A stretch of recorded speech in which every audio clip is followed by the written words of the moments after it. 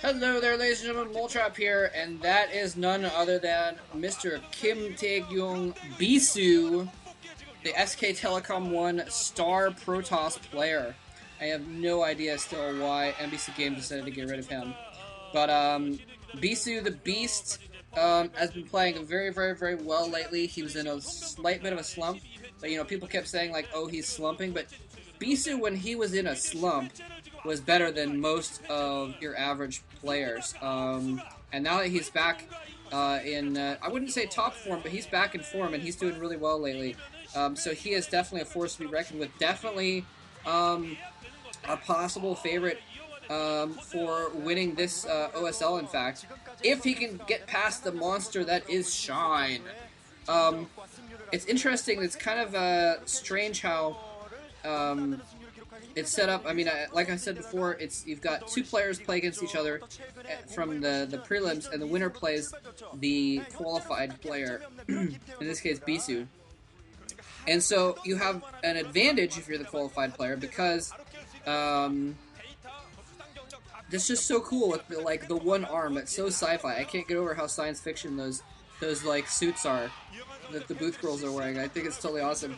In fact, I really wish that it would be really cool. I mean, it'd be really cheesy, I guess, and a lot of people wouldn't go down for it. But they used to, in Pro StarCraft, they used to have the players wear these, like, crazy sci-fi uniforms, like, stuff that you'd see anime characters wearing in, like, some sort of sci-fi anime. And, with, like, shoulder pads and, like, looking like these crazy space military uniforms and stuff like that. And, anyway, when I go to Korea, I'm going to try and meet that booth girl. That's my goal. I'm still planning on going when I have money. But, like I said before, I've been pretty broke. Thanks again, by the way, to everyone who did donate. Just, I know I've said it in previous commentary, but I know some people don't watch all of them. But yeah, thanks very, very much. You guys saved my butt.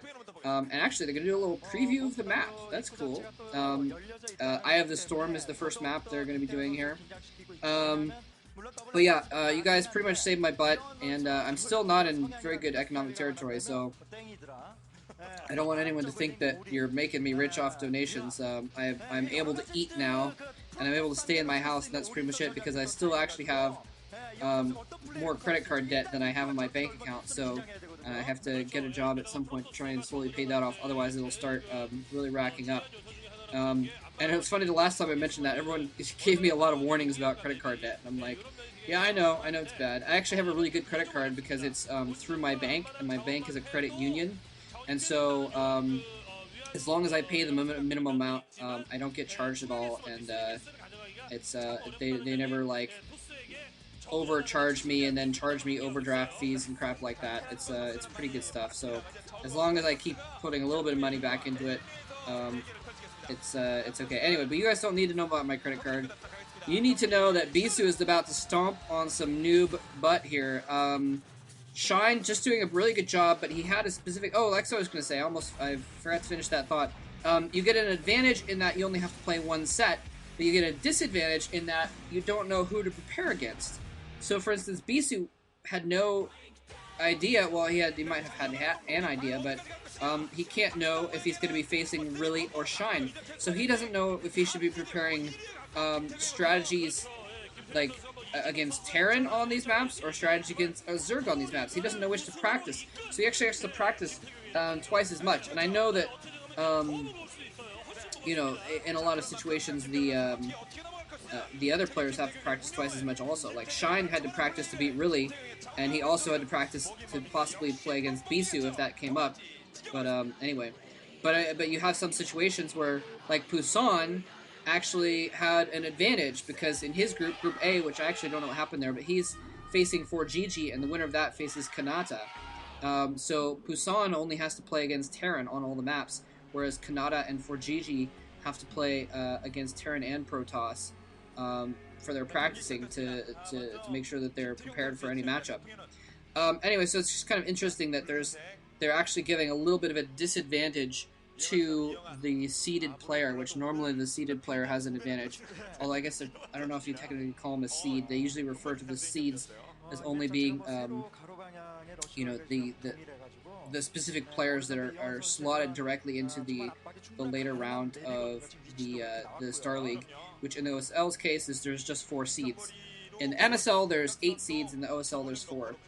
And anyway, yes, and we're moving pretty swiftly through the MSL, by the way, so I'm looking forward to that moving on here. We've had some good games in the MST so far, and Pro League starting up tons of games. I was talking with Fake Kisser, who's one of the writers at SC2GG. I talk to him on IRC sometimes. He's cool. And we were talking about how, how many hours of games are there in a week if you want to watch all the games of StarCraft. And, ooh, a little bit of a good timing there for Shine. Saw Bisu's, his Overlord was actually heading towards the north, and he saw Bisu's probe, and was able to know that he could go that direction, so he was able to save a little bit of time by sending his Overlord that way a little bit earlier, instead of just having his second Overlord go that way. So he's going to arrive near Bisu's base and get a scout with his Overlord a little bit quicker than he would have normally. So a little bit of advantage there. Bisu, of course, very, very rabid scouter, is going to be able to see what's going on regardless. And, oh, my video just lagged a little bit. Hopefully yours doesn't do that once it's synced and redubbed and all that. But anyway, Shine going for a pretty aggressive build here. So not surprising considering the fact that he went for 2 hatch builds against really every single game. Uh-oh, is that probe gonna die? Beast is gonna chill here and make sure he can stop that expansion a little bit more. Pylon goes down just before the probe. Just with its final breath, the probe gets a pylon down.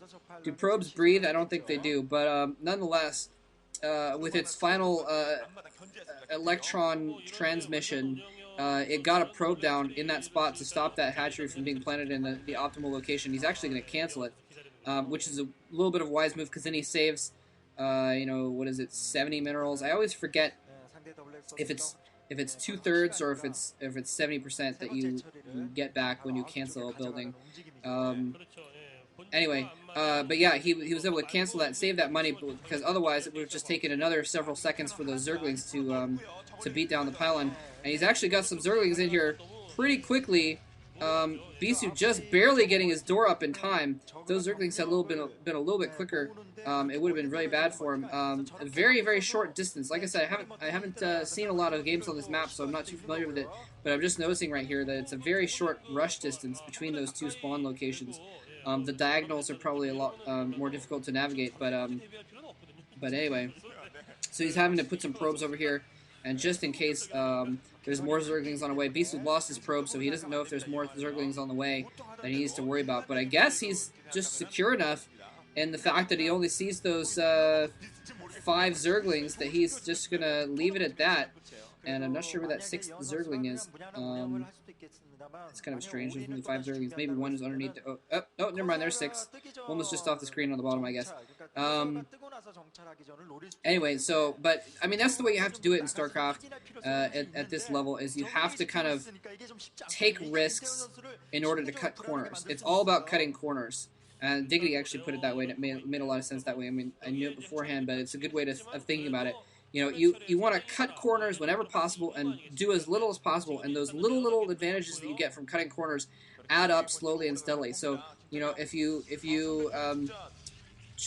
produce one last cannon, you're cutting that corner and you're taking a risk, but then you're going to get an advantage from that later on.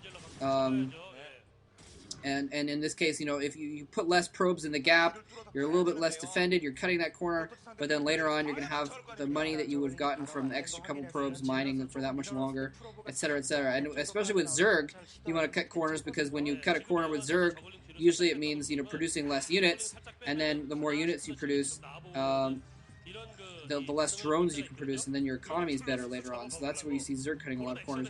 So anyway, that's how you can tell the top players are top, is because that's what they're doing constantly, is just trying to cut corners here and there. And that's when the metagame comes in StarCraft at this level, is when you see players trying to take advantage of the other players cutting corners. When they assume the other player is not going to make as many cannons, they surprise them with extra zerglings, etc., etc.